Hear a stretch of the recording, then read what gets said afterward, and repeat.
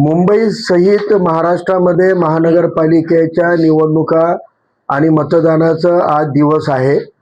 आज 15 जानेवारी रोजी मतदानाची तारीख असून काल मुंबई येथे मातोश्रीवर भारतीय जनता पक्षाच्या केंद्रीय कार्यालयातून दिल्लीवरून मिश्रा नावाचे एक ग्रस्त काल रात्री मध्यरात्री 3 वाजता मातोश्रीला येऊन उद्धव ठाकरेची गुप्त भेट यांनी घेतलेली आहे।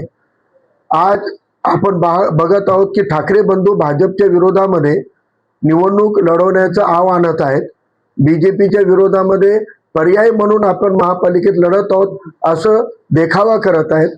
मग असं काय झालं की मतदानाच्या पूर्वसंध्येला मध्यरात्री 3 वाजता मिश्रा नावाचे ग्रस्त दिल्लीवरून कशासाठी आले होते, हा एक प्रश्न समोर येत आहे। आम्हाला मिळालेल्या सूत्रांच्या माहितीनुसार त्या बैठकीमध्ये आज कोणकोणत्या जागेवर एकमेकाला मदत करायची आहे, संभाव्य निकाल लक्षात घेता महापौर निवडीपर्यंत आपण कशा पद्धतीनं सोबत येऊ शकतो, म्हणजे उद्धव ठाकरे यांची शिवसेना आणि भाजप हे एकत्रित येऊन महापौर देण्यापर्यंतच्या नियोजन कालच्या त्या बैठकीमध्ये झालेलं आहे, अशी आम्हाला सूत्रांकडून माहिती आलेली आहे। ही बाब मातोश्रीवरचे CCTV आहेत, पोलिसांचं पण तिथं कव्हरेज असतो, त्यामुळं रात्री 3 वाजता कोण आले कोण भेटले ही बाब लोकांपुढे आली पाहिजे। आणि या निमित्तानं मला सांगायचं आहे की जेवढे संविधानवादी सेक्युलर मतदार आहेत मुंबईचे आणि महाराष्ट्राचे, त्यांनी या ठाकरे बंधूंच्या या सगळ्या खेळीला समजून घ्यावं की डायरेक्ट इनडायरेक्ट बीजेपीकडे कल हा जाताना दिसत आहे। त्यामुळे सेक्युलर मतदारांनी, खास करून फुले आंबेडकरवादी मायनॉरिटी मुस्लिम मतदारांनी आपलं मतदान करताना काल रात्रीची घटना लक्षात ठेवूनच मतदान करावं। आपल्याला या महाराष्ट्रात संविधान आणि संविधानवादी व्यवस्था वाचवायची असेल तर आपल्याला संविधानवादी लोकांच्या पाठीशी ताकदीने उभं राहण्याची गरज आहे। ज्या पद्धतीने वंचित बहुजन आघाडी आरोप करताना दिसते, त्याचे काय पुरावे वंचितकडे आहे जेणेकरून तुम्ही भेटीगाडीची गोष्ट बोलताय?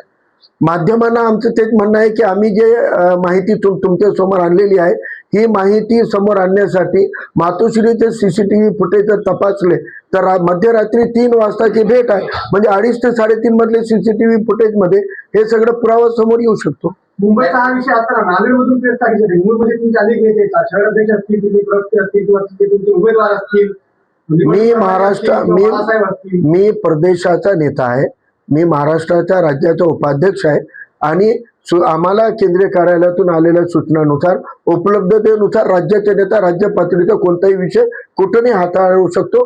हा विषय महाराष्ट्राचा आहे, महाराष्ट्राच्या स्वाभिमानाचा आहे, त्यामुळे महाराष्ट्राच्या जनतेला, मुंबईच्या जनतेला नांदेडमधून सुद्धा ऍड्रेस करता येऊ शकतो। मातोश्रीमधले जे फुटेज आहेत वंचितच्या हाती काही लागलेत काय, काही फोटो वगैरे काही लागलेत का? तुम्ही मातोश्रीकडे जाऊन म्हणताय, आता ते फोटो वगैरे काय? नाही, आता आम्हाला सूत्रांकडून ही माहिती आलेली आहे आणि खात्रीशीर माहिती आहे, त्यामुळं अशा अनेक गोष्टी आहेत।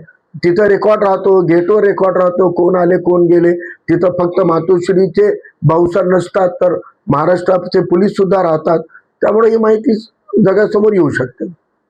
टाइम्स डिजिटलला लाईक करा, शेअर करा, सबस्क्राईब करा आणि बेल आयकॉन दाबायला विसरू नका। Times digital.